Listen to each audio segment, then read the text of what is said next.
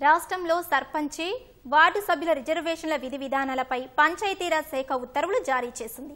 ఈ విధి విధానాల ఆధారంగా ఎస్సీ, ఎస్టీ, బీసీ, మహిళా రిజర్వేషన్లను జిల్లా యంత్రాంగాలు ఇవాళ రేపు ఖరారు చేయనున్నారు. 50% మించకుండా డెడికేటెడ్ కమిషన్ చేసిన సిఫారసుల ఆధారంగా పంచాయతీరాజ్ శాఖ ఈ ఉత్తర్వులు ఇచ్చింది. రిజర్వేషన్ల ప్రక్రియ పూర్తి కాగానే గ్రామ పంచాయతీ ఎన్నికలకు సంసిద్ధత వ్యక్తం చేస్తూ రాష్ట్ర ఎన్నికల సంఘానికి ప్రభుత్వం లేఖ రాయనుంది.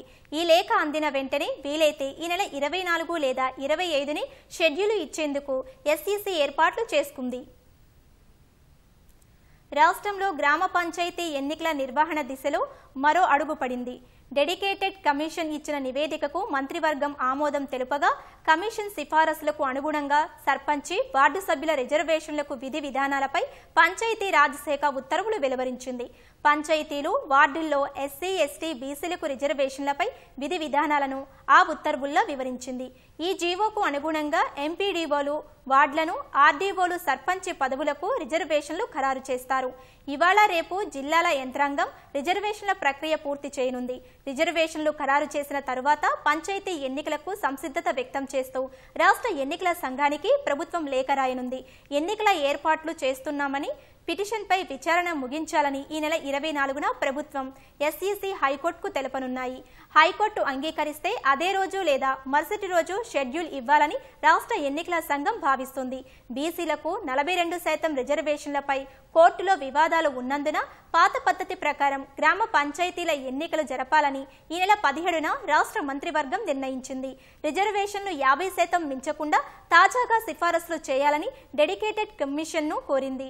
డెడికేటెడ్ కమిషన్ భూసాని వెంకటేశ్వరరావు తాజాగా పంచాయతీలు, వార్డుల వారీగా ఎస్సీ, ఎస్టీ, బీసీల రిజర్వేషన్లపై చేసిన సిఫారసులను కేబినెట్ ఆమోదించింది. వార్డు సభ్యులకు గ్రామ పంచాయతీ సర్పంచి పదవికి మండలాన్ని యూనిట్ గా తీసుకుని 50% మించకుండా రిజర్వ్ చేయనున్నారు. ఎస్సీ, ఎస్టీలకు 2011 జనాభా లెక్కల ప్రకారం, బీసీలకు కుణగణన డేటా ప్రకారం 50% మించకుండా రిజర్వేషన్లు చేయనున్నారు. ముందుగా ఎస్సీ, ఎస్టీ స్థానాలు రిజర్వ్ చేసి తర్వాత బీసీ రిజర్వేషన్లు ఖరారు చేయనున్నారు. రాజకీయ పార్టీల సమక్షంలో లాటరీ పద్ధతిలో మహిళలకు సీట్లు కేటాయించనున్నారు. ఈ నెల 24న హైకోర్టులో విచారణకు ముందే ప్రక్రియను పూర్తి చేసేలా ప్రభుత్వం కసరత్తు చేస్తుంది. రాష్ట్ర ఎన్నికల కమిషన్ కూడా పంచాయతీ ఎన్నికలకు వేగంగా ఏర్పాట్లు చేస్తుంది. ప్రభుత్వం రిజర్వేషన్లు ఖరారు చేస్తే ఈ నెల 24న హైకోర్టులో విచారణ పూర్తి కాగానే అదే రోజు లేదా మరుసటి రోజు షెడ్యూల్ ప్రకటించాలని భావిస్తుంది. 3 విడతలలో పంచాయతీలు, వార్డులకు ఎన్నికలు నిర్వహించేలా ప్రణాళికలు సిద్ధం చేసింది. డిసెంబర్ 17 వరకు వార్డు సభ్యులు, సర్పంచుల ఎన్నికల ప్రక్రియ పూర్తి చేసేలా ఎస్ఈసీ కసరత్తు చేస్తుంది.